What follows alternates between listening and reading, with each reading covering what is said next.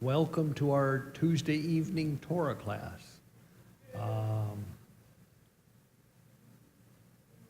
Let's see, what can I say? We've been going through the book of Genesis. Last week we finished up Genesis chapter 22. Genesis chapter 22 talked about the death of Sarah, and that was 23. We finished up 23. And we talked about the death of Sarah and how Abraham went over and negotiated with the Hittites to get the burial place for Sarah and for the rest of the patriarchs. Let me open in a word of prayer. Father God, thank you for the evening. Thank you for this group of people that decided to take time out of their day to come and study your Torah. And I just ask that you would bless our time together, bless our discussion. There is so much truth in your Torah. It really is. It's the most physical, real part of you that we can find and put our hands on, God. And I just ask that you treat it appropriately, that we treat it appropriately, and that we learn the things that you have for us to learn. In your name we pray, amen. So as we talked about Abraham and him negotiating with the Hittites to buy this cave at the end of the field at Machpelah. Did any of you guys think about that over the week and have any kind of interesting thoughts about that? We talked about how the whole negotiating thing took place at the city gates in front of a bunch of people so that it could be attested to by all. It was kind of like, I likened it to recording things at the county courthouse. So everybody knew that this field was purchased by Abraham and was paid for appropriately. So there was no question as to who owned it. Do you have something, John? Okay. So we did that 2 weeks ago, right? I don't think so. Last week we did the death of Sarah. Which is 23. Oh, maybe we did them both together. Yes. Well, you were going back before that or something? Tonight we're going to do 24, which is Isaac and Rebekah. We hadn't done that yet. Okay. Never mind. Okay. Pat has something. My thought was that the amount of money was more than just barely enough, which gave God credit for not being a stingy. Good point. Yep. And that is a good point. It took me a while to wrap my mind around the fact that 400 shekels is a good deal of money back then. And so, that he overpaid for it. And someone pointed out that he didn't haggle with this guy like he haggled with God about the destruction in Sodom and Gomorrah. I think that's kind of an interesting contrast. Did you have something, Wanda? No? Okay. Okay. Well, let's go on then to chapter 24. Chapter 24 is kind of long.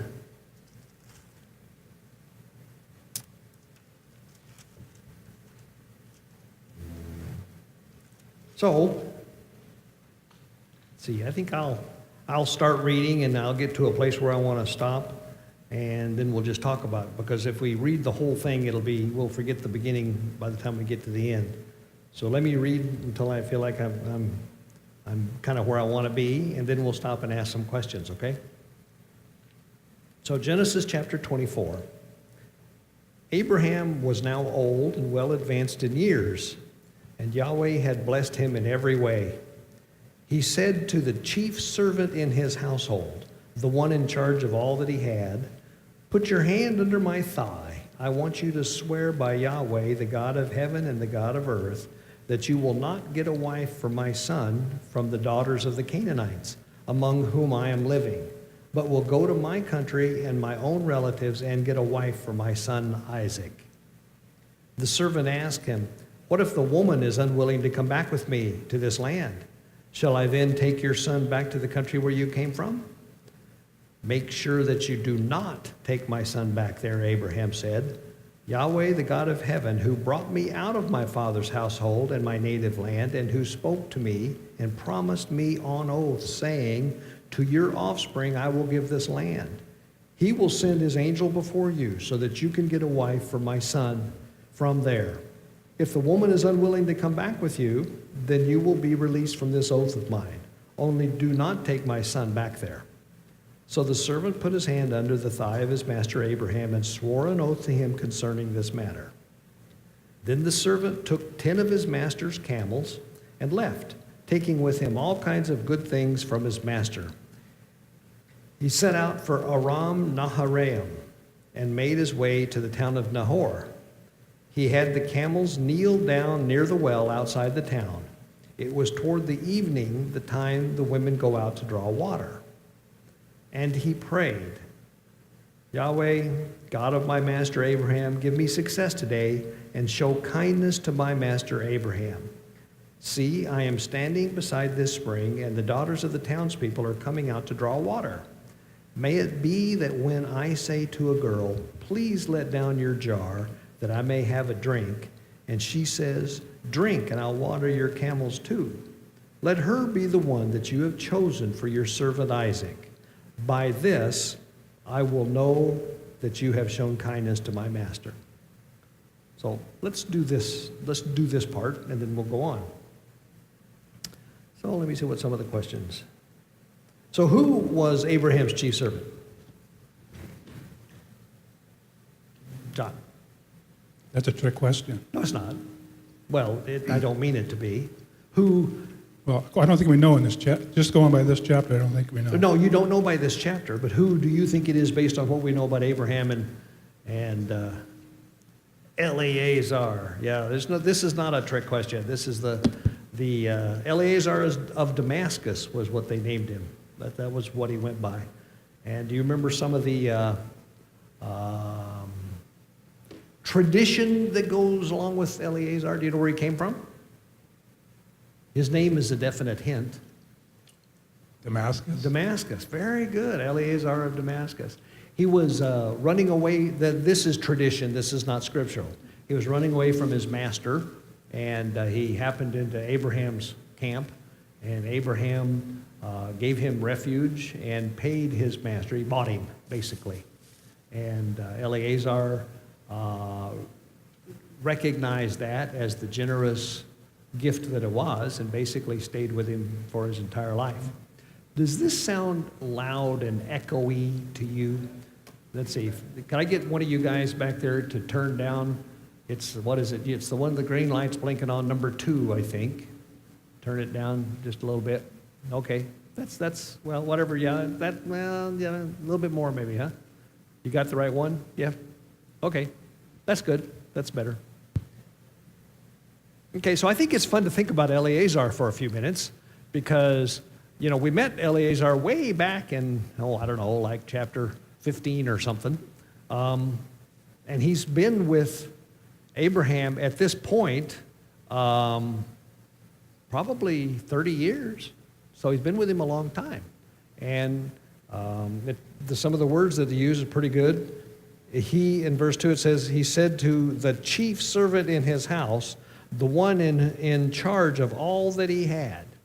So Eleazar had obviously proven himself to be a faithful servant, but he was still very much a servant.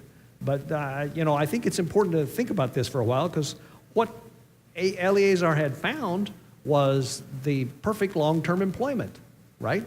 His employer treated him well. He was obviously well cared for, and he valued the relationship. He really respected and trusted his employer. John? That sounds a little bit like the description that Pharaoh gave to Joseph. Yeah, very good. I like that. So anyway, in the beginning there, verse 3, Abraham calls Eleazar. Wanda, go ahead. I was just going to say, he's probably been with Abraham longer than 30 years because he had him before he even had Isaac. Yep. And he's probably at this point a bondservant. Yep, absolutely. And because he thought this was going to be his heir. Yeah. Oh, yeah. Yeah. So might have even been before Yeah, Ishmael. it was before Ishmael. Because the conversation, that's good memory, the conversation that Abram had with God was back when he was still Abram. And God was busy telling him, yep, you're going to have offspring as numerous as the stars in the sky. And he says, God, respectfully, how's that going to happen since right now the only guy that's going to inherit is my servant Eleazar? Yeah. And so if Eleazar is successful, he will have worked himself out of a job, Yeah. Yeah. right? Yeah. Because that's, he almost has a conflict of interest, but he does the right thing. Yeah. Well, that's a very good point. As a matter of fact, see, how can I put this in a way that kind of sounds reasonable? Eleazar was a servant. I mean, in the stuff that goes on here, it clearly indicates that he thought of himself as a servant. He was Abraham's servant, and he did what Abraham wanted him to do, what Abraham told him to do. And he never, ever thought that, well, I could be like Abraham. I could do his job. I could inherit and do as good as Isaac. He never had those thoughts, evidently.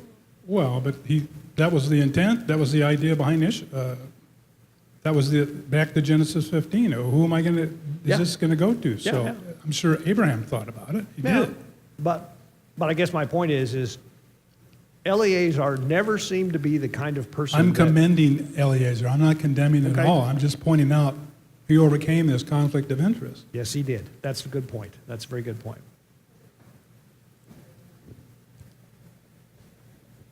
Wouldn't he have been part of the inheritance to Isaac? Yep. So he wouldn't really be out of a job.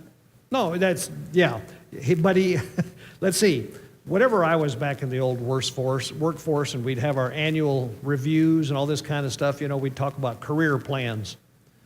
Eleazar didn't have much of a career plan. I mean, his career plan was to be a good servant and to do a good job. And if he did that, Abraham would take care of him and he would die a good old age, having lived a full life. And that was Eleazar. That was his ambition. Yeah. Bit of a sidebar. It's interesting that in the previous chapter, Sarah died. Yeah. So she's not involved at all in this decision process, if you take it chronologically. That's true.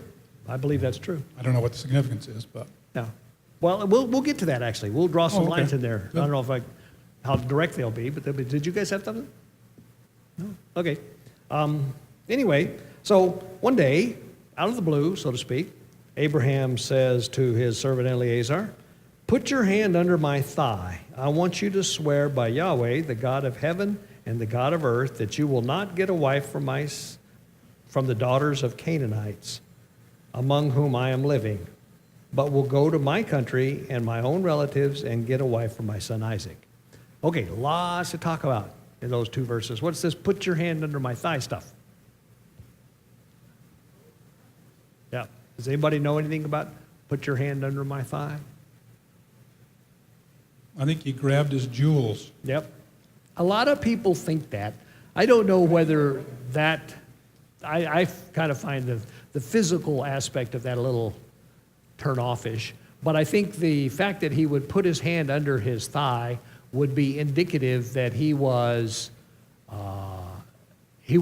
swearing on a very personal thing. It was not only Abraham's life, but Abraham's future, if you will.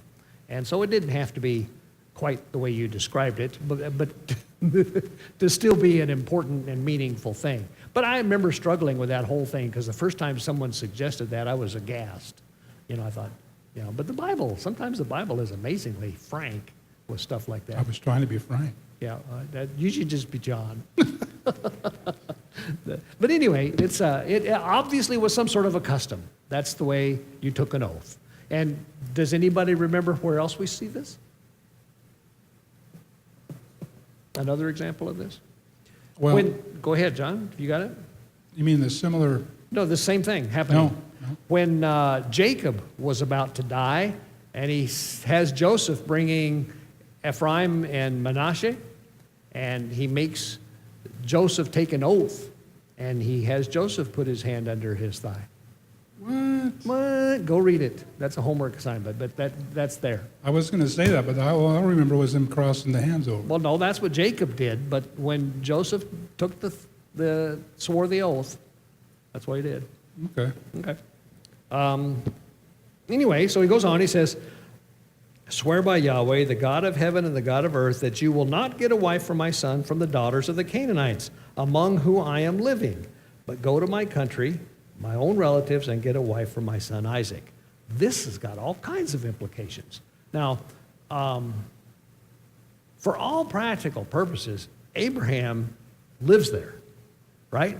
Although I've been careful to point out, every time you read it, it usually says he's sojourning, you know? And I guess the thing is he obviously understands, or at least believes, that the goal of him living in this land is not to be assimilated into the existing culture, right? Because why else would he say this? He said, if being assimilated, if this was his new home, and he needed to be comfortable in his new home, then you could imagine him actually wanting to go out to the Canaanites and, you know, his neighbors and finding a wife for Isaac. But he says exactly the opposite. He says, promise me that you will not get a wife for Isaac from the neighboring peoples. So it's interesting to me because it shows that Abraham, while clearly living in this land, doesn't consider its present state his home. So I guess what I'm trying to say is he really has bought into what God has promised him. He says, I'm going to give you this land. Yeah, go ahead. So is Ishmael not his grandson? Ishmael? No, Esau, his grandson. Yes. Does he marry the Canaanites? Or Yes. the Hittite? Are they Canaanites or are they just some other? No, they're Canaanites. Okay. Yeah. So Esau doesn't do this. Esau Doesn't does follow not do pattern. this. That's for sure. And Jacob does it almost by accident. Yes. Well, Jacob gets kind of wired into it.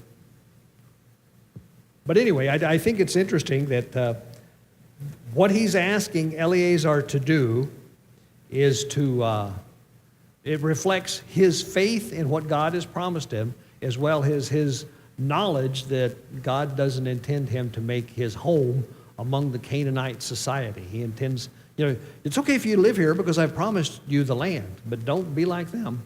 I just think that's pretty interesting. So it says, go to my country and my own relatives and get a wife for my son Isaac. So what's Eleazar's complaint or comment about that? In verse 5. Yeah, what if she won't come? What if I go find a wife from your own tribe or family and she won't come back? Should I take Isaac there? Is what he says. Should I take Isaac there? And what does Abraham say? No, Emphatically, yeah. He No, goes, no. don't do that. Whatever you do, don't do that. So it's really interesting because Abraham shows two really strong things here. One is, this land is mine and I'm staying here. And two is, and I don't want, and God doesn't want us to intermarry with the locals. He wants us to stay separate. Yes. If I'm correct, Isaac never actually leaves the promised land. I believe you are correct. Yep, I believe you are correct. Okay, so verse 6, he says, make sure that you do not take my son back there. Then he goes on and says, Yahweh, the God of heaven, who brought me out of my father's household and my native land, and who spoke to me and promised me on oath, saying, to your offspring I will give this land. He will send his angel before you so that you can get a wife for my son from there. So in other words, I can understand your concern, Eleazar, but don't worry.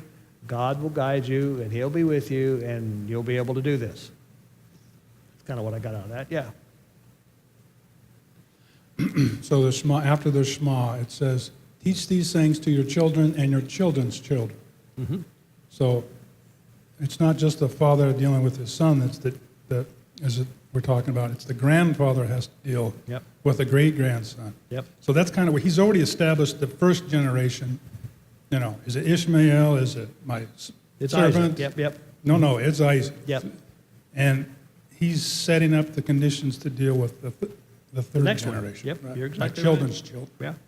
And there's a lesson there for us, right? Like I say, to me, if I were in Abraham's shoes, at some point in time, when the light bulb finally went off about, oh, this is all about stuff that happens long after I die, I mean, that would have put me in a whole different frame of mind. But obviously, at this point in time, Abraham gets it, right? So he goes on. He says, he reminds Eleazar of the promise that God had made to him. In verse 8, he says, if the woman is unwilling to come back with you, then you will be released from this oath of mine. Only do not take my son back there. Just in case you didn't get it the first time, don't take him back.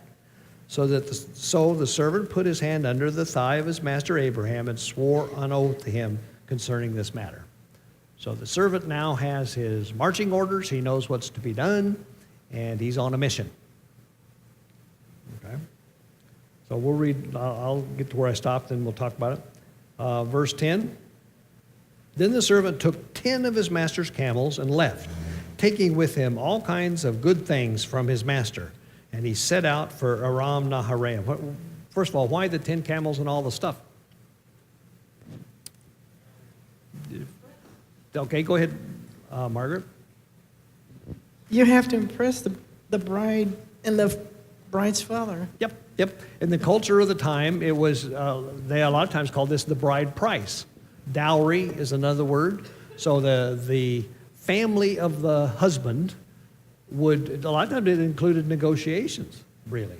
You know, the father of the prospective husband and the father of the prospective bride would get together and negotiate. Well, I think she's worth 10 camels. Nah, she's only worth 2. You know, and sit there and go back and forth and decide what the appropriate price was. But anyway, all this stuff was Abraham's dowry, if you will, to get a bride for Isaac. Yes? Number 10 implies to me testing. The whole event was a test of his faith and yeah. his obedience. Yep. That's a good one. Any other thoughts about that? So he set out for Aram Naharaim. Anybody know where that is? I should have put the map up, but I thought I don't need a map. Aram is essentially Syria, okay?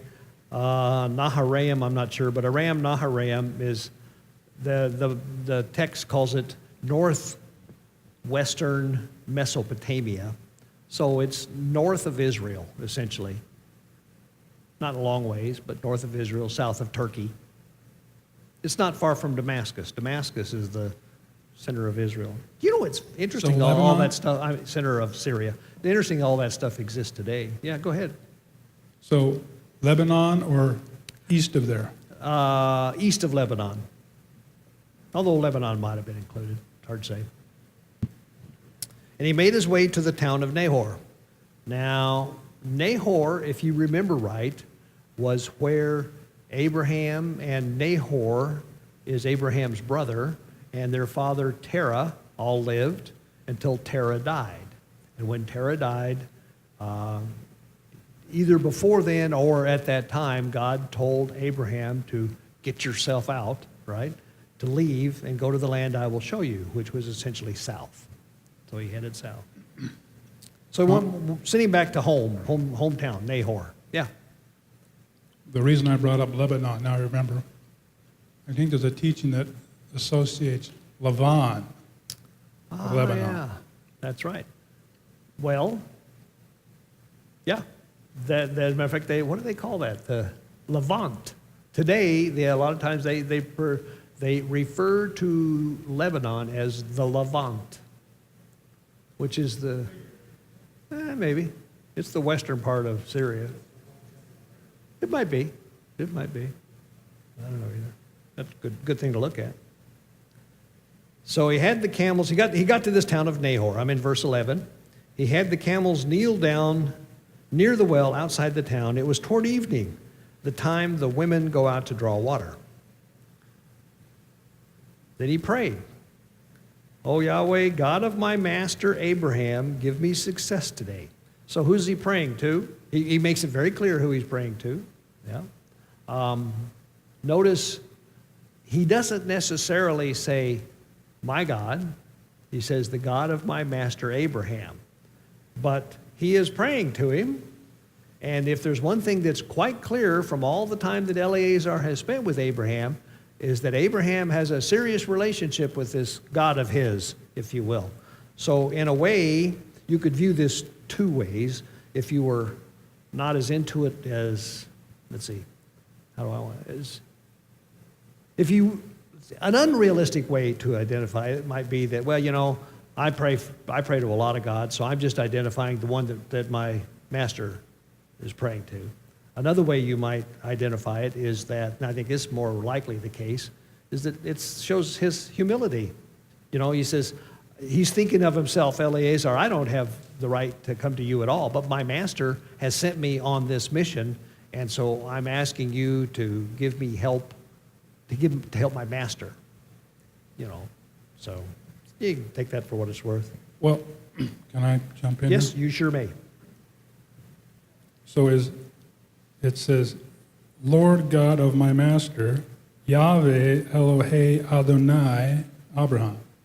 Okay? So in the text, we're not confused who. No, we know exactly who that is. Well, it explicitly says so. Yes. Okay. Yes. Yeah. He says, and he explains the situation to God in case God doesn't understand. He says, see, I am standing beside this spring, and the daughters of the townspeople are coming out to draw water. Then he throws out this fleece, you might call it. He says, may it be that when I say to a girl, quote, please let down your jar that I may have a drink, close quote, and she says, drink and I'll water your camels too, let her be the one that you have chosen for your servant Isaac.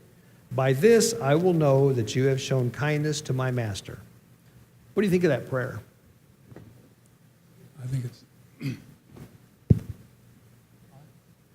Does anybody have anything, any comment about that prayer? I think it's interesting that it's very specific. It's very specific. And that's how we're supposed to pray, too. Yep. You know, get down to the details and Yep. enumerate 'em. I tell you what, I remember one time this was when we were wondering whether it was God's plan for us to move to New Zealand. And so Jan and I prayed that if God wanted us to move to New Zealand, we were down there visiting at the time, that I would be offered a job without even looking for one. And I thought, well, that's a pretty high bar. He did it. I wasn't looking for a job. I met some people, and I ended up getting a job offer without even looking for one. So it was really hard then to say that that wasn't God's plan. yeah. So it wasn't just that, well, I just feel God's talking to me. Yeah. No, I tell you. I feel I need to go to Hawaii and do ministry there. I just feel it. I feel I need this new car to do, yeah. The thing that's interesting, that's happened several times in my life. Whenever God does that, then you don't have any excuse. You know it's not you. I think it indicates how much faith he really had in God, because otherwise his prayer probably would have been, make sure she's wearing a red dress or something real simple, Yeah. has brown eyes. Yep. It is very specific. And what was being asked for, by the way, that's another thing. What was being asked for here? Go ahead. You can make your comment, and then we'll talk about that. I was just going to comment on the fact that in his prayer, he is asking for evidence that she's kind and that she's selfless. And that's something that was a trait that Abraham had. Yep. Or at least so it implies. Mhm. And he wants a woman to be in Abraham's family that's going to have a like heart. Yep, that's very good. That's more or less where I was going. Someone that would he would say, "Can I have a drink?" And she would say, "Sure, and I'll water your camels." That's a very hospitable thing to do, especially in view of the fact that watering 10 camels is probably a very big job. And we'll see that her brother Laban, not so much. Not so much. That's right. Did you have something, Paul? We're talking about the faith that he would have had. Well, he would have seen evidence, like was mentioned earlier, how God had showed up for Abraham. Yep. I mean, here we're talking about the miracle child. Yep. Here we're talking about how he would have seen Abraham being blessed. Yep. He would have seen the fact that Abraham petitioned God regarding Sodom and Gomorrah. Oh, yeah. He would have seen all these things. So it's kind of like, even if he's just standing by Abraham's side and hearing, he would have learned how to be very specific in his approach for prayer. That's true. That's true. Yep. And like you say, just all the stuff that he must have witnessed, he must have a really good feeling for who God is. Yeah. Pat's got something. Jerry, he also didn't ask for anything that benefited him. Good in point. This whole point. Good point. Like, may Like the girl, a soft bed tonight, or something. yeah. Right. It was all about his job for his Yep. master. Well, that's one thing for sure, is this guy is single-minded. He is focused. We discussed the possibility that the negotiations were different when it came to negotiating for life in the other instance. Yes, yes. But that's the same issue here, because Eliezer realizes that this is a future product of life for all Yep. the generations. Good point. That's a good point. So, does somebody else want to read, or do you want me to read some more? Mike says he'll read. From verse. Mike will read anything. Let's see, from verse 15, let's go kind of through verse 33, 15 to 33. 15 to 33. 15 to 33. And it came to be, before he had ended speaking, that see, that's what it says, Rebekah, who was born to Bethuel, Yep. son of Milcah, the wife of Nahor, Abraham's brother, came out with her jar on her shoulder. And the young woman was very good looking, a maiden, no man having known her. And she went down to the fountain, filled her jar, and came up. And the servant ran to meet her and said, "Please, let me drink a little water from your jar." And she said, "Drink, my master." And she hurried and let her jar down to her hand and gave him a drink. And when she had finished giving him a drink, she said, "Let me draw water for your camels too, until they have finished drinking." And she hurried and emptied her jar into the trough, ran back to the fountain to draw water, and drew for all his camels. And watching her, the man remained silent in order to know whether Yahweh had prepared or had prospered his way or not. And it came to be, when the camels had finished drinking, that the man took a golden nose ring weighing half a shekel, and 2 bracelets for her wrists, and weighing 10 shekels of gold, and said, "Whose daughter are you? Please inform me. Is there room in your father's house for us to spend the night?" And she said to him, "I am the daughter of Bethuel, Michal's son, whom she bore to Nahor." And she said to him, "We have both straw and fodder enough, and room to spend the night." And the man bowed down his head and worshipped Yahweh. And he said, "Blessed be Yahweh Elohim of my master Abraham, who has not forsaken his loving commitment and his truth toward my master. As for me, being on the way, Yahweh led me to the house of my master's brothers." Then the young woman ran and informed those of her mother's house these matters. And Rebekah had a brother whose name was Laban, and Laban ran out to the man to the fountain. And it came to be, when he saw the nose ring and the bracelets on his sister's wrists, and when he heard the words of his sister Rebekah saying, "Thus the man spoke to me," that he went to the man and saw him standing by the camels at the fountain. And he said, "Come in, O blessed of Yahweh. Why do you stand outside? I myself prepare the house and a place for the camels." Did he really do that, or was he just saying that? Yeah, I think you're probably just saying that. Yeah, that's good enough place to stop. So let's go back here. Obviously, after Eleazar made his prayer, it says in verse 15, before he had finished praying, Rebekah came out with her jar on her shoulder. In other words, he'd hardly finished the prayer before he sees this girl. He didn't know this, but she was the daughter of Bethuel, son of Milcah, Abraham's niece. The girl's very beautiful, a maiden. She went down to the spring, filled her jar. The servant hurried to meet her and said, so he'd obviously said, oh, this must be the one, right? Please give me a little water from your jar. She says, drink, my lord. And she quickly lowered the jar to her hands and gave him a drink. And after she had given him a drink, she said, I'll draw water for your camels too, until they have finished drinking. So she quickly emptied her jar into the trough and ran back to the well to draw more water and drew enough for all his camels.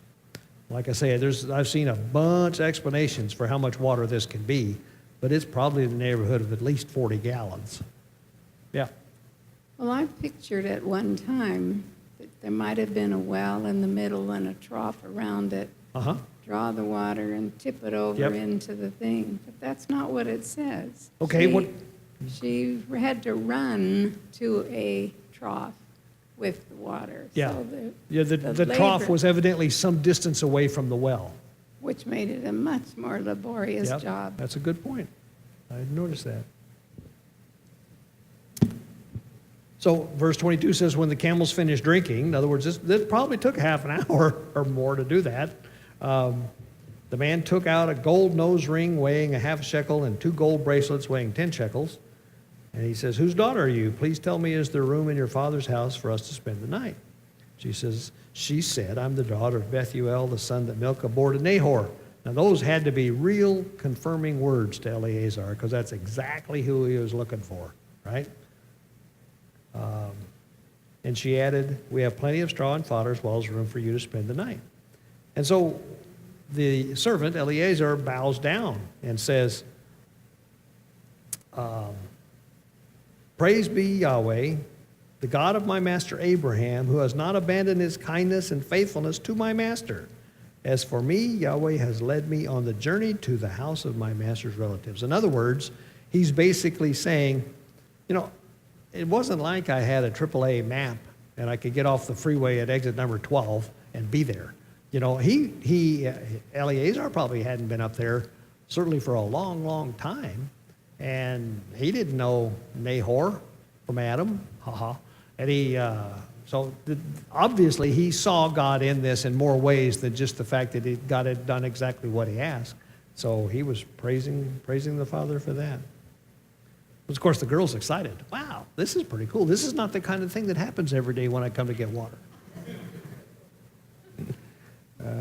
So she ran and told her mother's household all about these things.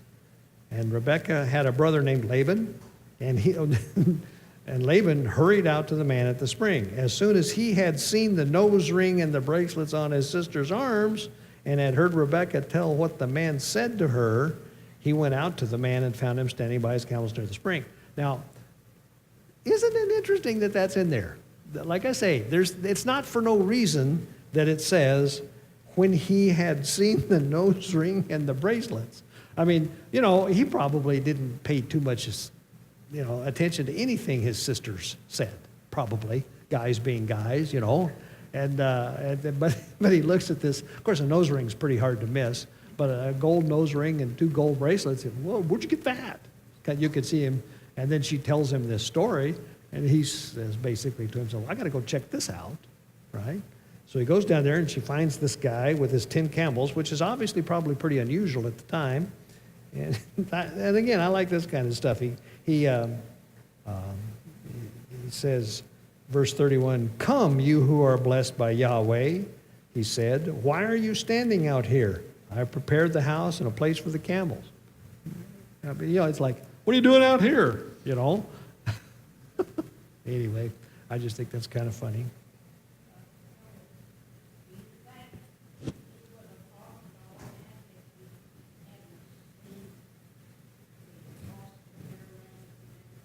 Well, that's probably true. Yeah, that's probably true.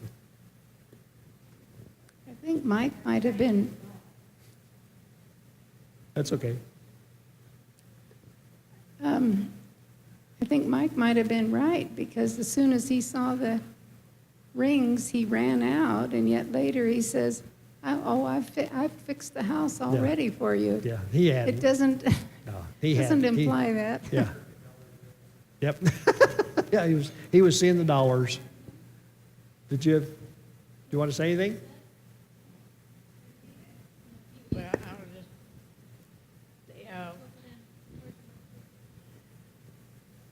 his attitude Yeah. changed completely Yep, when he saw the costly earring yep, and everything. Yep. Otherwise, if the servant hadn't given her all that, yep. he probably wouldn't have been treated all that nice. Oh, I bet that's true. He probably wouldn't even believed her. I mean, like I say, that's, again, it's those kind of details that make these stories so believable, really. And it's also the kind of stuff to me that makes the Bible so authentic, because details like that are extremely important. And yet the Bible's very careful with not giving you any more information than you need. Did you have something, Margaret? It seems like when they're traveling long distances, there would have been camels involved, like when Yeah. the Magi came to see Yahshua. And if you've got camels, you've got some, Wealth? yeah, Yeah.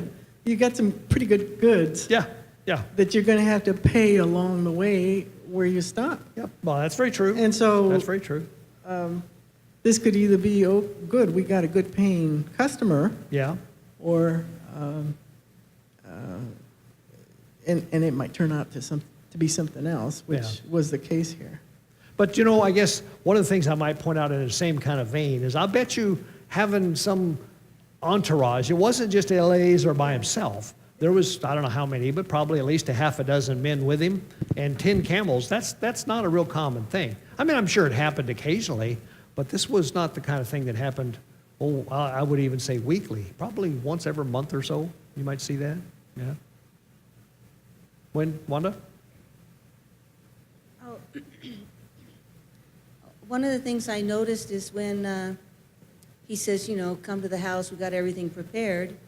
When he gets there, the person that has to wash everybody's feet and everything else is the servant. It's the Eliezer. It's not even anybody from the household. No. Well, that's interesting. I haven't read that yet. Let's read that. You want to, since you got the microphone, you can read from verse, if you want to, from verse 32. Let's see.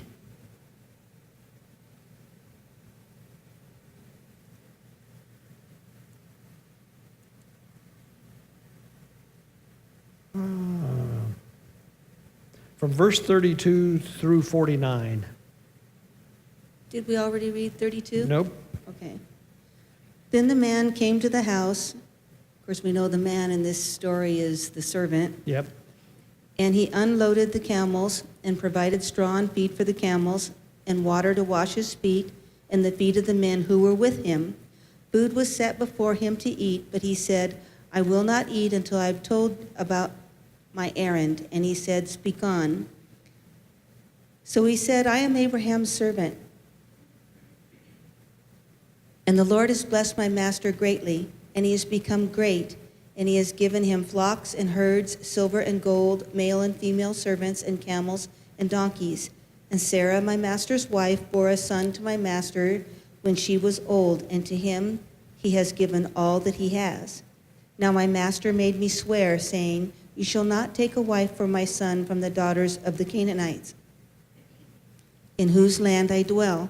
But you shall go to my father's house and to my family and take a wife for my son. And I said to my master, perhaps the woman will not follow me.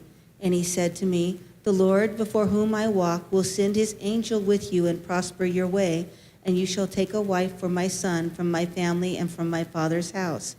And you will be clear from this oath when you arrive among my family. For if they will not give her to you, then you will be released from my oath.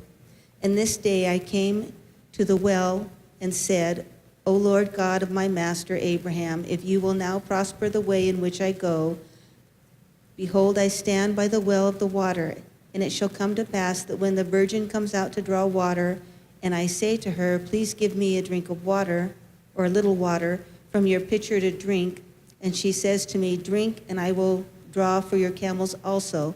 Let her be the woman whom the Lord has appointed for my master's son.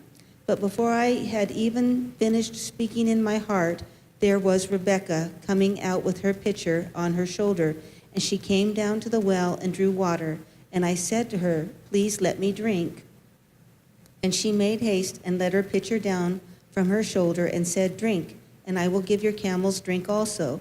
So I drank, and she gave the camels a drink. Then I asked her and said, "Whose daughter are you?" And she said, "The daughter of Bethuel, Nahor's son, whom Milcah bore to him."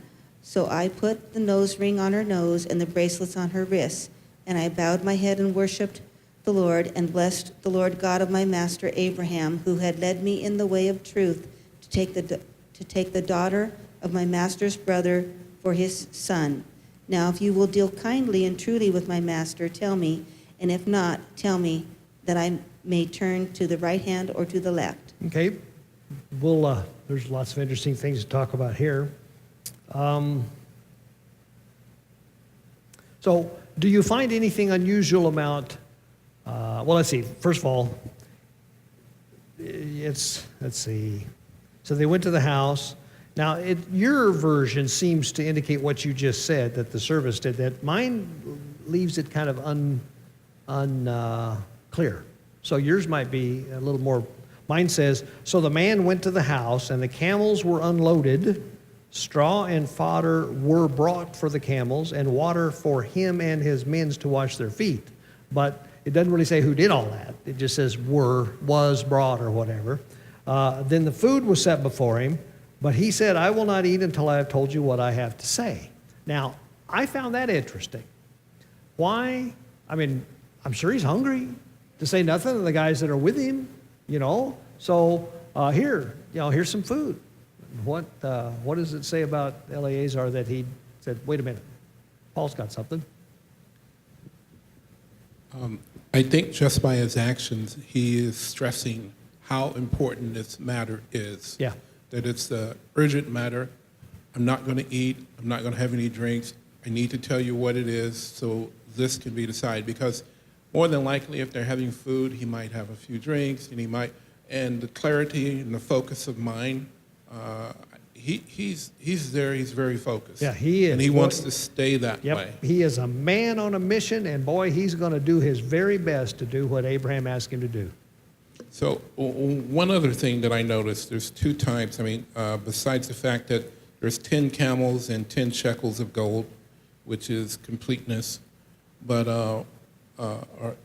also when it talks about that he's referring to his master, that he has become rich. Some translations say great, but the word that's used there, even in become, is gadol, and then the word used for rich or great is gadol. Okay. So it's gadol, gadol. He has become gadol, gadol. That's so great, he's pretty much emphasizing that. Yep. And when it was referring to her, that no man had known Rebekah, it was yada and then yada again. So no man had even been intimate with her in any way, shape, or form. Okay, that's good. One of the things that I liked, John. So just out of curiosity, I looked up the meaning for Rivka. Yeah. It's not sure it's a good one. It could be, depends on how you look at it. It says, a rope with a noose, not unfit as the name of a girl who ensnares men by her beauty. And it says the wife of Isaac. And ensnare is another definition, but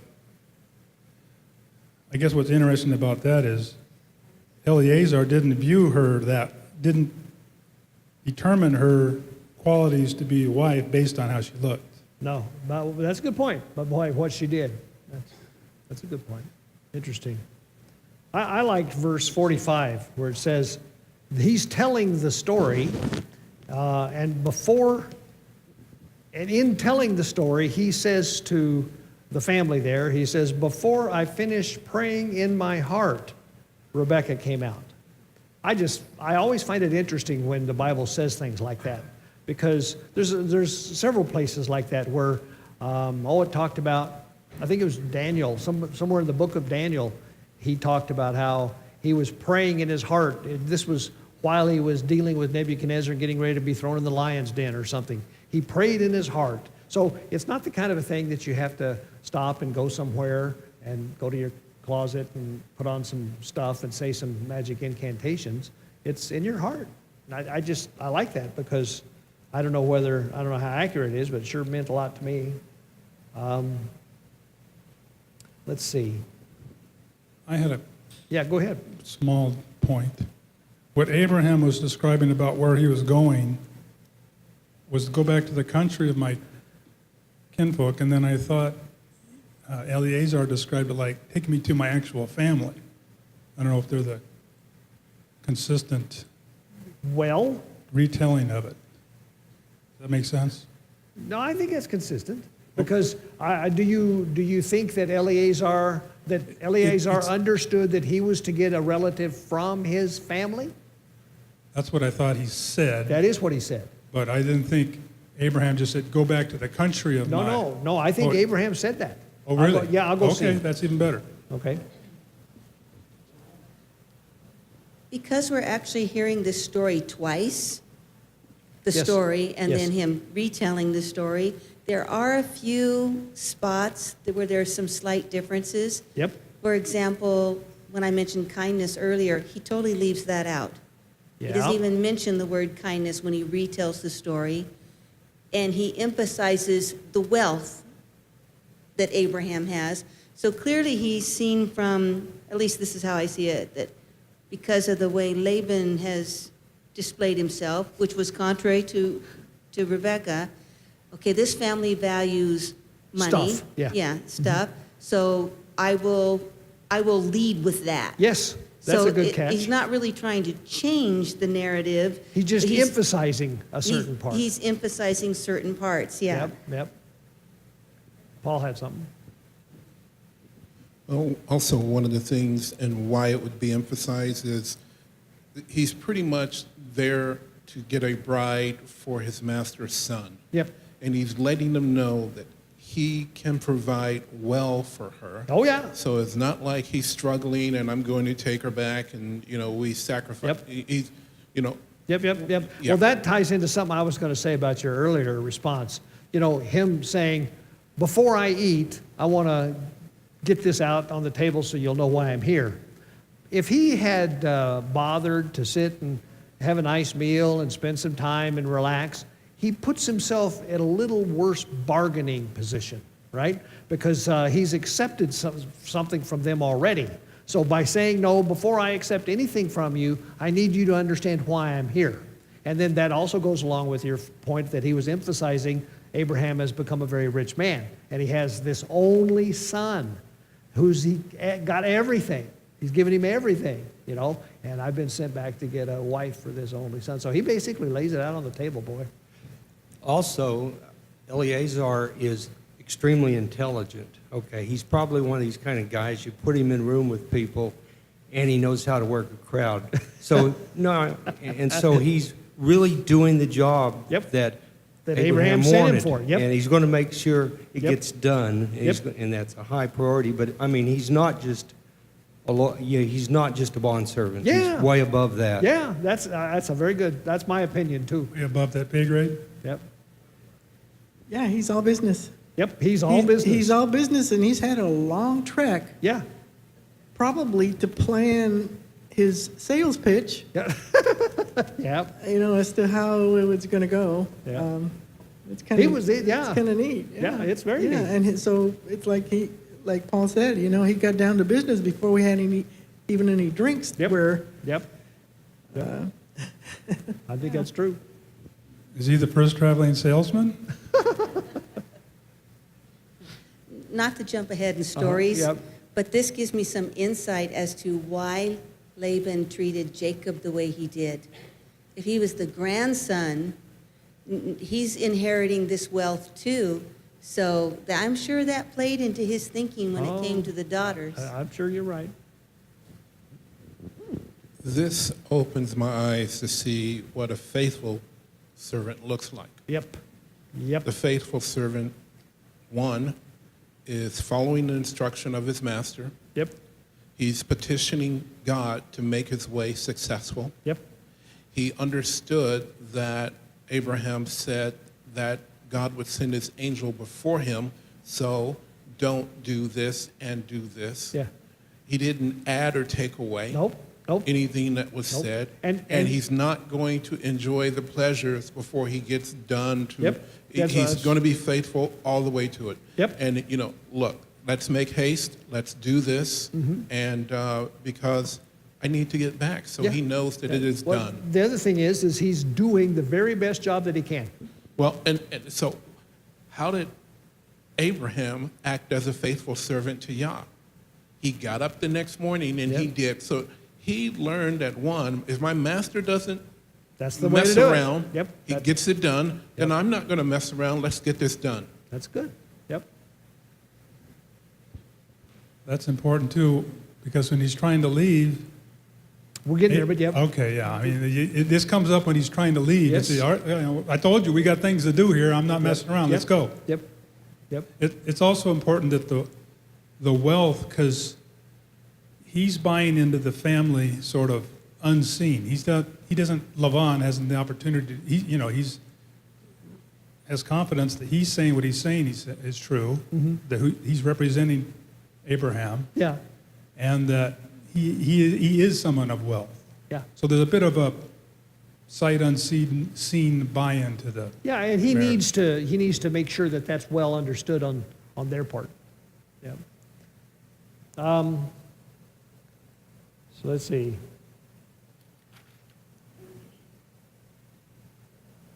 I wanted to get to the close there. He says,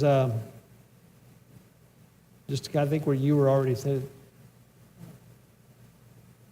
Verse 40, what is that? Got to get my glass on so I can, verse 48.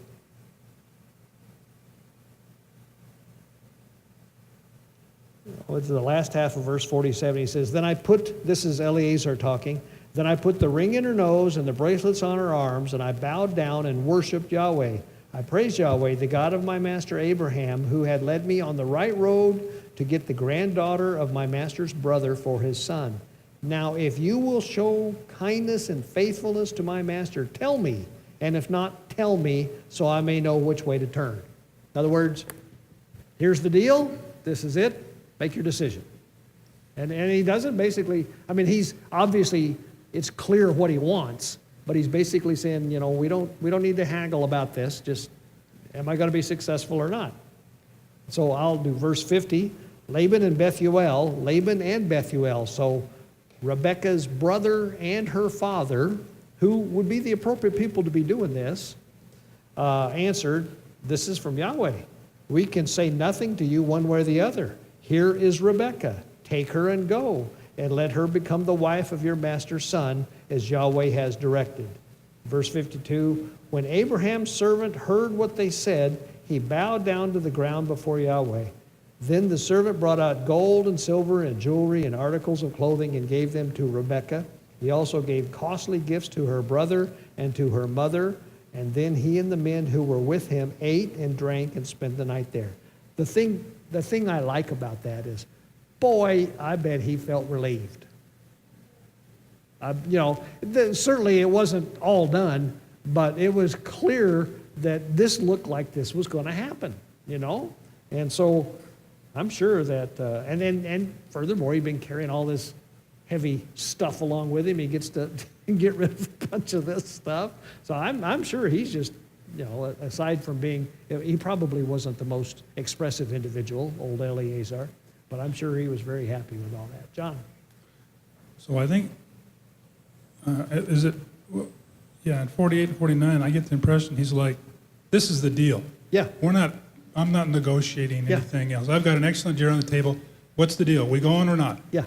Yeah. I'm not messing around. Yep. I'm not haggling with you. If this isn't, tell me where to go. Yeah. What's the best direction to go to get the deal I need to get done? Yeah. Are you the man to make me do this deal or not? Yep. That's He's what really putting it on him to. He is. He's showing faith, I think, too. Yeah, I think he is too. And it brings a confidence in his negotiation. It also speaks a little, as you said, into the future about Laban's character.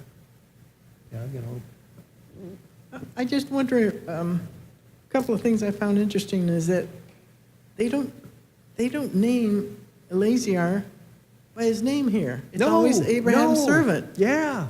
even though Eleazar means help. Yeah. Yeah. I found that interesting too. Yeah. Yeah. Yeah, and nowhere here, it's like. No, his name is never mentioned Abraham's here. servant and the servant here and the servant there. Yeah. But I'm thinking here that, I think here in 50, Laban and Bethuel, the thing proceeds from Yahweh. Yeah. And I don't know how much, it seems like when Abraham left there, they were worshiping this God and that Well, God. they still do, I'm sure. Yeah. See, And- the way I finally settled that in my mind, for better or worse, is it's one thing to acknowledge that Yahweh exists.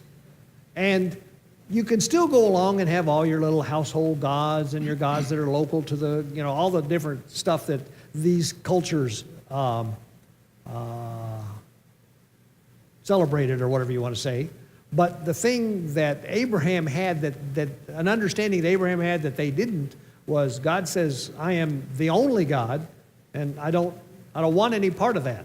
They didn't have that part. So I'm not surprised that they would acknowledge that, it's Abraham's God, and who can we argue? He's a God, we're going to do what he says. But that doesn't mean they were sold. I tell you what that gets to me is that means, many are called, but few are chosen. They obviously didn't choose. Yeah. I think also that a good way of looking at this whole point that his name isn't mentioned in the chapter, because it's not about him, right? Good point. He is operating in the agent of Abraham, which is to say as an agent of Yahweh. Yeah. And so, again, that gives you a really powerful negotiating, because it's not about me. Yeah. It's not about Eleazar. Like I said, this is the deal on the table. Take it or leave it. You can't impress me because it's not about me. I'm not here Yeah. to make a name for myself. I'm I just already a have a name. mouthpiece. I'm just, yeah. Right. Of I just course, work here. Take it up with upper management. Yeah. I'm sure it hasn't been lost on you that this whole thing is a great allegory about, God and his son, right? And so that's another reason why they didn't give him a name. Yes. Well, previous teachings come across that Eliezer was likened to the Holy Spirit, Uh-huh. and all of his characteristics showing here is very synonymous with what That's the true. Holy Spirit would be or would do. That's a very good point, too. That's true. So Yeshua says, I will leave you with the Comforter, or is that kind of what you're saying? When Yeah. No, I I'll can leave buy you that with- one. Another thing we know ahead, that Rebekah stole her father's idols when she left. Nope, that's Rachel. Rachel, oh, sorry about You're a that. generation ahead. Okay. Well, let's see. Let's go ahead and kind of move on.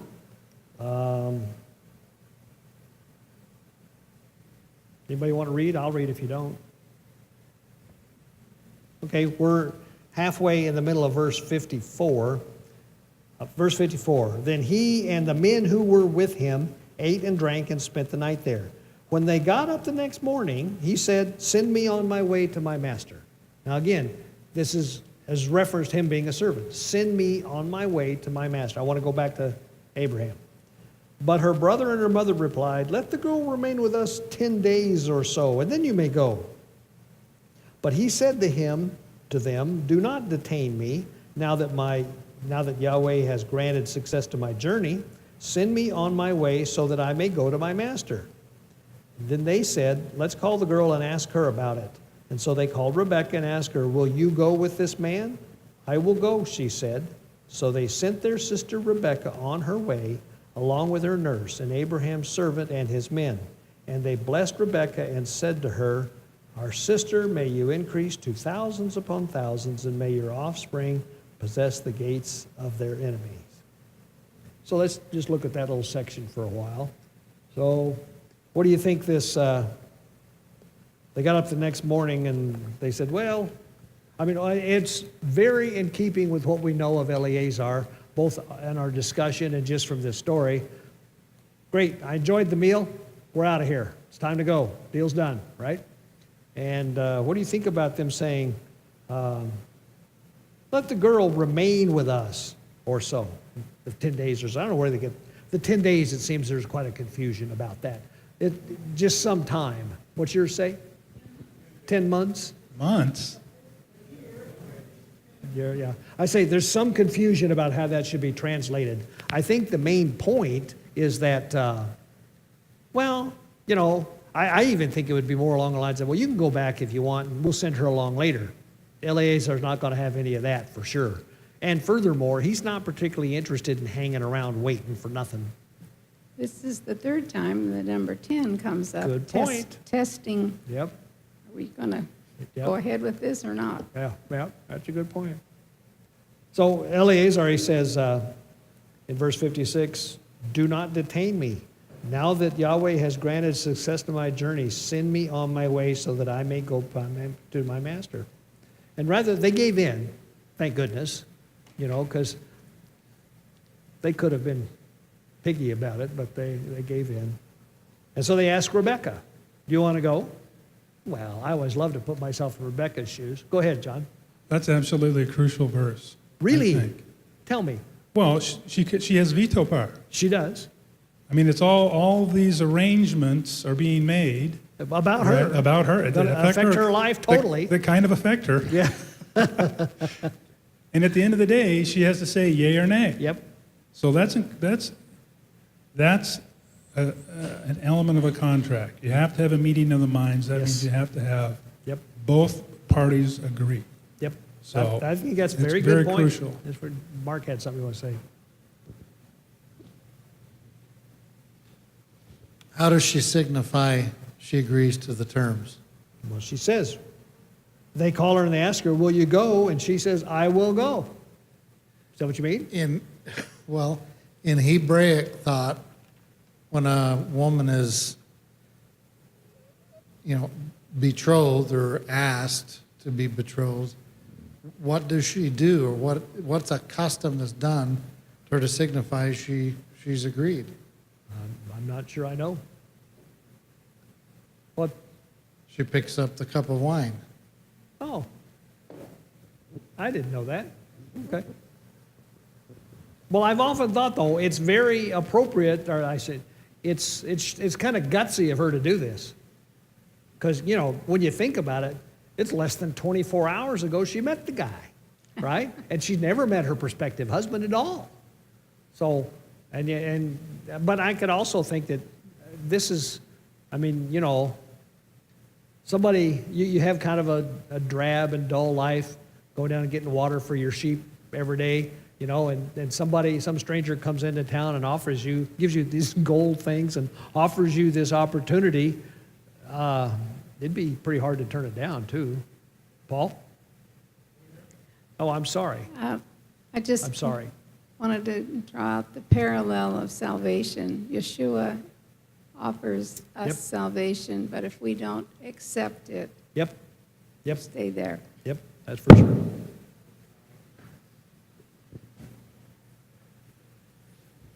I'd like to see you wearing her shoes. Anyway, you said you wanted to... It was a figure of speech. Oh, okay. Well, in her shoes, let me just put my mind there for a Okay. moment. You see the hand of God in this Uh-huh. from two things. The story that the servant tells. He mentions that Gadol, that this man has gone great. Uh-huh. And now he tells how he had prayed, and before he even finished praying in his heart, Yep. this was making It was coming true. happening. So, Yep. either she's going to be a person of faith or she isn't, and that tells you a whole lot about her character, Yep. the qualities that she had, which match with what the servant was praying. Yep. And the fact that he said, and that God, Yahweh had went in front of him. Yep. And now that he has prospered my way, let us go and get back. So what else is she going to say? Well, no, I could see, a normal teenage girl in this society, oh, what about all my friends? I'm not going to graduate from high school with my friends. Or, just who knows? But she wasn't that way, is your point. She wasn't Yeah, a normal yeah, that's person. fine. She Yeah. was exceptional. Yep, that's fine. I'll buy that. Mm-hmm. Yes? Did you read 60 yet? No. Okay. Well, we did, we did I'm sorry, the blessing. Yeah, this chapter is a long chapter. It has 6 standalone olive tables, I'll be, but 2 of them are in this verse. okay. Read it. I if just you wanted to want. point that out. Yeah. Okay. Want me to look at them or Yeah, what? well, you can if you want to. I'll do it real quick. Oh, hold on. 60. Verse 60. And the Hebrew order is, and they blessed Rebekah, and said, art our sister, standalone olive tav, be thou the mother of thousands of millions possesses, and let thy seed olive tav thy gate of those that hate. I think there was also a standalone olive tav referencing the gate of your enemies. Did we just go with that? Sure. No, didn't we just do that at The, last chapter? Or was that on Shabbat? I don't remember. I don't remember either. I'm sorry. Well, why don't you let me finish the chapter, and then we'll talk about a few other interesting topics. Okay? Starting in verse 61. Then Rebekah and her maids got ready and mounted their camels and went back with the man. So the servant took Rebekah and left. Now Isaac had come from Beer Lahai Roi, for he was living in the Negev. And he went out to the field one evening to meditate, and as he looked up, he saw camels approaching. Rebekah also looked up and saw Isaac. She got down from her camel and asked the servant, "Who is that man in the field coming to meet us?" "He is my master," the servant answered, and she took her veil and covered herself. Then the servant told Isaac all that he had done, and Isaac brought her into the tent of his mother Sarah, and he married Rebekah. So she became his wife, and he loved her, and Isaac was comforted after his mother's death. So let me go back and start at the beginning of that passage, because there's some interesting things. 62, Isaac had come from Beer Lahai Roi. Where have we heard of Beer Lahai Roi? So this is the well. This is the King James. Yes. It's the well, The well where he of- visited me or heard me or something like that, where God heard, I believe it was. Well, I'll give you a hint. It's in the notes, if I can find the hint. It's, From Hagar? That's what yeah, Margaret thinks. it's when Hagar became pregnant by Abram and started acting uppity to Sarah, and Sarah sent her off into the desert, and she was out there, and God, appeared to her and said, go back to Sarah and do what you're supposed to do. And she was at a well, and that well was named Beer Lahai Roi. So if Isaac came from Beer Lahai Roi, who do you suppose was living in Beer Lahai Roi? Who? Ishmael, yeah. Hagar and Ishmael were more than likely living there. I mean, it doesn't say that point blank, but who else would be living there? Well, it turns out, actually, probably Abram, too. Abraham as well. I beg your pardon? I can't hear. Didn't they go to Egypt? No, they didn't. They stayed in the desert. They went on the way to Egypt, but no, they did not go back to Egypt. She came from Egypt. She came from Egypt, but she didn't go back there. Yeah. Well, you can check it out. I don't think so. But anyway, I'm fairly confident that Ishmael lived in Beer Lahai Roi, and then we'll tie this together in the next chapter, actually. But anyway, I just thought I'd point that out. So they get down there, and the Eleazar and Rebekah and all the guys are walking in on their camels, and they get there in the evening, and Isaac is out messing around, meditating, and he looks up and he sees this camel train approaching, and Rebekah looked up at the same time, and their eyes locked, so to speak, right? She got down from her camel, and she asked Eleazar, "Who is the man in the field coming to meet us?" And he says, "He's my master, he's Isaac." And she took the veil and covered herself. That's kind of an act of modesty, right? Then the servant told Isaac all that he had done. Isaac brought her into the tent of his mother Sarah, and he married Rebekah. So she became his wife, and he loved her. And Isaac was comforted after his mother's death. That last sentence really got me, because what does that say about what's been going on? Isaac, the only child, if you will, obviously has been having a difficult time getting over the fact that his mother's died. And the fact that it would say that in such a way, so she became his wife, he loved her, and Isaac was comforted after the death of his mother, I think is a pretty remarkable thing to end a chapter with, I'll put it that way. And it ties it in with the previous chapter. Yeah, it ties it in with the previous chapter. What do you think about this? Took her into the tent of his mother Sarah. In this culture, the men and the women slept in separate tents. The person that ran the household was Sarah, right? And when Sarah died, that job was open. So Rebekah became the new Sarah, if you will. She became the runner of the household. John. So the theory is that you're suggesting that Abraham went back and maybe even lived with Hagar, or Hagar was there with him? I am suggesting that. Which We'll find out wouldn't more happen. about that. Well, that makes sense that wouldn't happen. If it did happen, it wouldn't happen until Sarah's death. Exactly. Right. Exactly. I mean, Abraham obviously really loved Sarah. And I'm sure Sarah's death was extremely difficult for him. And he was probably having every bit as hard a time as Isaac was. And I think going back and being with certainly Ishmael, maybe to some extent Hagar, would have been helpful. But it's harder on Isaac because Isaac and Ishmael aren't exactly. Well, you don't know about that because... Well, I'm embellishing the story. Yeah, but the thing is Ishmael was 13 years older than Isaac. So there's, speaking as a non-eldest son, when you look at your older brother, you have a kind of a mixture of feelings. The one is wow, he's so cool. I wonder if I'm going to be that cool when I get that old. And the other is, man, he gets all the good stuff. I always just get his hand-me-downs. So there's this mixture thing going on here. Yeah, but Ishmael doesn't get the hand-me-down. Ishmael is the one who gets the hand-me-downs. Well, Ishmael, more likely yeah. than. Okay. I'm just. Okay. The Bible specifically says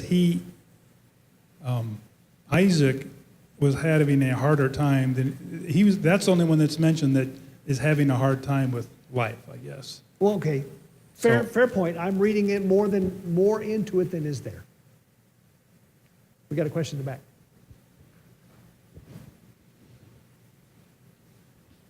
I'm just wondering, is that after he had 7 kids after Sarah, right? Yeah. So is this what you're talking about before or after he's with his new wife? That's a good question. We haven't gotten there yet. That's in the coming chapter. And so we'll talk about that. That's a very good point. I don't know You're saying whether... that he moved with Hagar? I didn't say he necessarily... I'm not sure. I'm not going to go and stake myself to the ground on that one. I'm just saying that if he were to go visit Hagar and Ishmael for an extended period of time, I wouldn't have found that terribly unusual. That's all I'm saying. Yeah, I mean, it doesn't explicitly say that. We're reading into Yeah, it. and I admit that. So I could be very wrong. What is it? Beer Lahai Roy, yeah. Lahai, isn't that the same as Beer Sheba? No. Because isn't that where Hagar and Ishmael were when they were sent out to the desert? Wilderness of no. Beersheba. There was twice when Hagar got sent out to the desert. Once when she was pregnant, and then later when Isaac was born and Sarah got mad. So the first time she went out in the desert, and that's where God met her, and there was a well named Beer Lahai Roy. Then she comes back and she has Ishmael. Life goes on for 13 years until Isaac is born. And then the thing happens, and Abraham sends Hagar and Ishmael both out, and they don't come back. And they go probably down there. That's just my supposition. Mark? So can I jump back to 60? I wanted to make a comment on that's 60. fine. You betcha. They blessed Rebekah and said to her, "May you, our sister, become thousands of 10,000s." So that's a people. Okay. And then it says, "May your descendant," because it's a singular word, it's not a plural, "possess the gate of those who hate them." This is a direct reference to Yeshua. May your seed, your descendant, possess the gate of those who hate them. Because it's a singular word. When it's talking about thousands upon millions. That's a nation. So who's the singular in the midst of the million? That's a very good point. That's a good point. It also, it's sort of like the thing that God says to Abraham in chapter 12. I will bless those who bless you and curse those who curse you. It's a similar kind of blessing. I think this is one of the best chapters in Genesis, personally, because it's so self-contained and it's got such interesting stuff in it. And of course, the allegory is really good. Then the things like you point out, the servant is always called the servant. He's never named Eleazar. And the character of Eleazar is so fascinating. So it's just really a good thing. Before we go, we had talked about. No, did you have something, Paul? I'm sorry. I keep. It just looks so natural in your hand. I don't notice it. It's okay. It's silly anyway. In 64, mine reads, "And when she saw Isaac, she lighted off her camel." That's the first mention of smoking in the Bible. I like that. That's pretty good. Light it up Darn it, for I wish I camel. would have gotten that one. Yeah. In Genesis 16:14, where you were mentioned Hagar, where she said, "Be'er Eleha Roy," that was the first time. The second time, she was actually in Beersheba, the wilderness of Beersheba. So it's only mentioned that time, and then it's. And they're clearly not too far apart. I don't know exactly. I don't know that it's known where Beer Lahai Roi is. Right. Beersheba, we're pretty sure where it is, but yeah. Okay, John. So Israel has a land of wells of beer. Is that what we're saying? That's what we're saying, yeah. Let's go. What are we waiting Let's for? go, yeah. A week or so ago, I mentioned I got this movie, Abraham, the story of Abraham, and I really like this movie. It's good, and I think if we watch the movie with the idea that what we read is the fact, this goes along with it almost perfectly, and we can have some fun finding places where it disagrees. If it disagrees, it's not much. But I need to talk about the logistics. Well, it's got Richard Harris is Abraham and Barbara Hershey is Sarah, and it's right out of Scripture. If we watch it here, it's an hour and some odd. No, it's over 2 hours long. So we either have to agree to come early or stay late, or we could watch 1 week and do half of the movie and watch the other half of the movie the second week. I personally don't like that because it takes 2 weeks. And if we don't want to do it at all, that's okay. But the reason I'm bringing it up is because if we choose to do this next week, then we have to tell the people that are watching online that they can go find the movie and watch it at the same time, but we can't show it while we're live streaming, okay? So, beg your pardon? Well, it may be on YouTube. It's called Abraham. The name of the movie is Abraham, and it's, like I say, it's got Richard Harris and Barbara Hershey in it. That's all you can come look at this. So yeah, you can probably watch this on one of the different streaming things. But how many, I would like to Could we do like a Friday night at the movies kind of thing, or? Well, we could. Well, I was going to do it on Tuesday night, but I was just going to see how many people really wanted to do it. Because if you don't want to do it, we don't have to do it. That's the beauty of our group here, right? Well, I'm also you suggesting that we don't have to do it on Tuesday night. No, we don't. But I don't know if it's logistically possible for other people to, whatever. I I'm don't just either. throwing out I'm an just idea. asking, if we were to do this next Tuesday, how many people would come to watch it? Great, okay. If we met at 7 and didn't get through till like 9 or 9:30, would that be okay? Okay, set your expectations, because it'll probably take that long, but I really think it'd be worth it. I should make sure you don't have anything to say about that.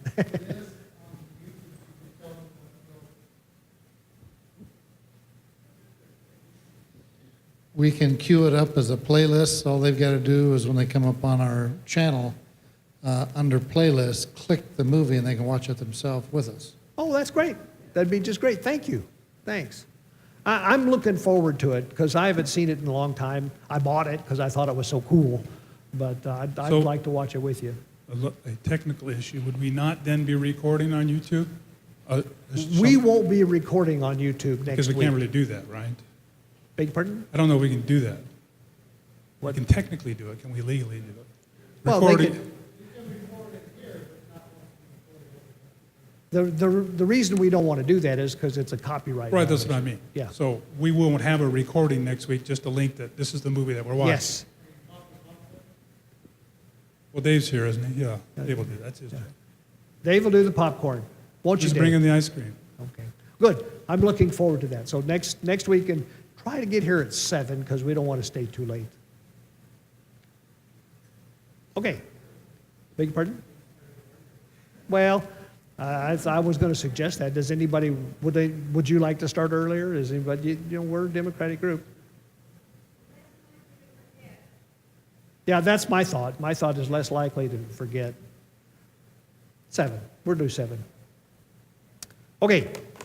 Is there anything else you want to talk about? Any other stuff going on? Do you have anything you want to say or anything?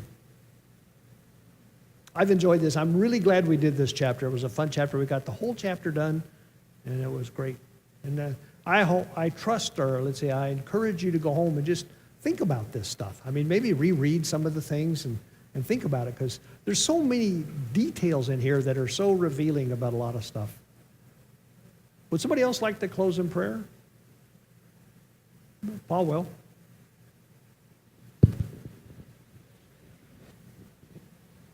Heavenly Father, we thank you for the opportunity to get together, to get to know you by the pictures and the stories in your word. We ask, Father, that we will be able to gain insight and make application to our lives as we read your Torah. We thank you for the leadership here at Living Messiah, and we ask that you bless them, strengthen them, so that they can teach correctly and walk in your way. We ask for your blessing upon all of us, and that you care and keep us throughout this week. And we ask this in Yeshua's name. Amen. Amen. Thank you very much. Thank you, people on YouTube, for tuning in. And Thank we'll you, see you in Jared. a couple weeks. Thank you.